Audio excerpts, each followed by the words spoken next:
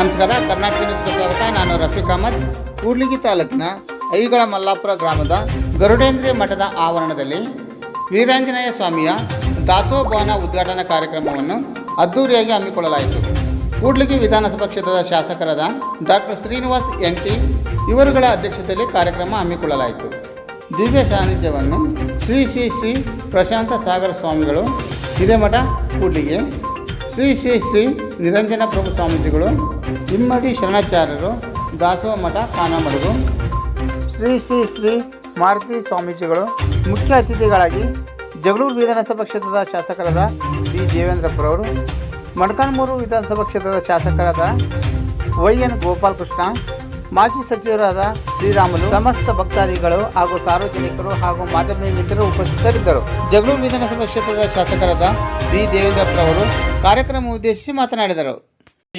ಮೂರ್ತಣ್ಣ ಮತ್ತು ಇನ್ನೂ ನಮ್ಮ ಊರಿನ ಅಳಿಯರು, ಅವರ ಹೆಸರು ಜಗಳೂರಿನಲ್ಲಿ ಚನ್ನಬಸನಗೌಡ ಮತ್ತು ಇನ್ನು ಅನೇಕ ಜನ ಬಂದು 1 ಗಂಟೆ ನಮ್ಮ ಜೊತೆಯಲ್ಲಿ ಚರ್ಚೆ ಮಾಡಿ ಬರ್ತೀನಿ ಅಂದ್ರೆ ಇಲ್ಲ ನೀವೆಲ್ಲಿದ್ರು ಅಲ್ಲಿಗೆ ಬರ್ತೀನಿ ಅಂತ ಹೇಳಿ 1 ಗಂಟೆ ಚರ್ಚೆ ಮಾಡಿ ನಮ್ಮನ್ನ ಆಹ್ವಾನವನ್ನು ಕೊಟ್ಟು ಇವತ್ತು ಬಂದಾದ್ಮೇಲೆ ಇವತ್ತು ಪ್ರಥಮ ಈ ಒಂದು ಕಾರ್ಯಕ್ರಮಕ್ಕೆ ನಾವು ಓಡೋಡಿ ಬಂದು ಇಲ್ಲಿ ನೋಡಿದಾಗ ನಿಜವಾಗಲೂ ಬಹಳ ಸಂತೋಷ ಆಗ್ತದೆ. ಯಾಕಂತ ಹೇಳಿದ್ರೆ ಕಾಸಿ ಕಮ್ಮಾರನಾಗು, ಬೀಸಿ ಮಡಿವಾಳನಾಗು, ಆಸನಿಕ್ಕಿ ಸಾಲಿಗನಾಗು.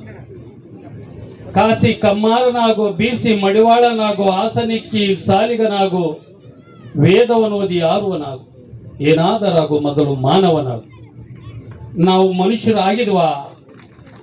ಮನುಷ್ಯರಾಗಬೇಕಾದ್ರೆ ಏನಾಗಬೇಕು ಅಂತ ಕೇಳಿದ್ರೆ ಇನ್ನೂ ಕೆಲವರು ಪ್ರಶ್ನೆ ಕೇಳಬಹುದು.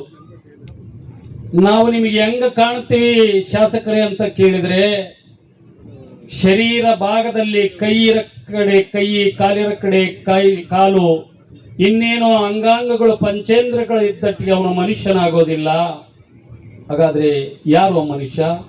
ಹೆಂಗಿರ್ತಾನೆ ಮನುಷ್ಯ ಅಂತ ಕೇಳಿದ್ರೆ, ಕಾಸಿ ಕಮ್ಮಾರನಾಗು, ಬೀಸಿ ಮಡಿವಾಳನಾಗು, ಆಸನಿಕ್ಕಿ ಸಾಲಿಗನಾಗು, ವೇದವನ್ನು ಓದಿ ಆರುವನಾಗು, ಏನಾದರಾಗು ಮೊದಲು ಮಾನವನಾಗು.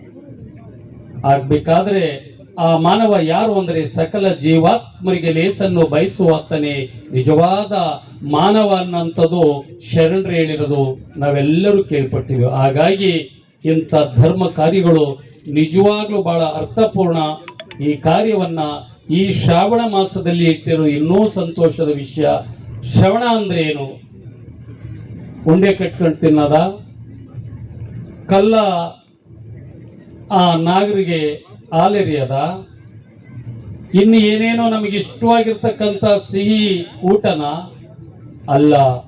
ಈ ಒಂದು ತಿಂಗಳು ನಾವುಗಳು ಶ್ರವಣ ಅಂದ್ರೆ ಮನಸ್ಸಿಗೆ ಶಾಂತದಾಗಿರ್ತಕ್ಕಂಥ ಅರಿಷಡ್ ವರ್ಗಗಳನ್ನ ದೂರ ಮಾಡಿ ನಮ್ಮ ಬದುಕಿಗೆ ಸಾರ್ಥಕವಾಗಿರತಕ್ಕಂಥ ಒಂದು ಸದ್ವಿಚಾರಗಳನ್ನ ಕೇಳಂಥದ್ದು. ಇವತ್ತು ಪರಮ ಪೂಜ್ಯರಿಂದ ಆಶೀರ್ವಚನವನ್ನು ಕೇಳಂಥದ್ದಿರ್ಬೋದು, 18 ಪುರಾಣಗಳ ಆಯ್ದ ಭಾಗಗಳಿರ್ಬೋದು, ರಾಮಾಯಣ ಮಹಾಭಾರತ ಇರ್ಬೋದು. ಅದರ ತುಣುಕನ್ನ ತಿಳ್ಕೊಂಡು flex the rose not the thorn, ನಾವು ಹೂವಿಗೆ ಕೈ ಹಾಕ್ಬೇಕೆ ವಿನಃ ಮುಳ್ಳಿಗೆ ಕೈ ಹಾಕಬಾರ್ದು ಅನ್ನೋ ರೀತಿಯಲ್ಲಿ ಒಳ್ಳೆ ವಿಷಯಗಳ ಕಡೆ ನಮ್ಮ ಗಮನ ಕೊಡಬೇಕು. ಜೊತೆಗೆ ನಮ್ಮ ಮಕ್ಕಳಿಗೆ ಉತ್ತಮವಾಗಿರ್ತಕ್ಕಂಥ ಸಂಸ್ಕಾರವನ್ನು ಕೊಟ್ಟಾಗ ಮಾತ್ರ ನರ ಹರಾಗ್ತಾನೆ ಎನ್ನುವಂಥ ವಿಚಾರವನ್ನು ನಾವು ತಿಳಿದು ನೋಡಿದ್ವಿ.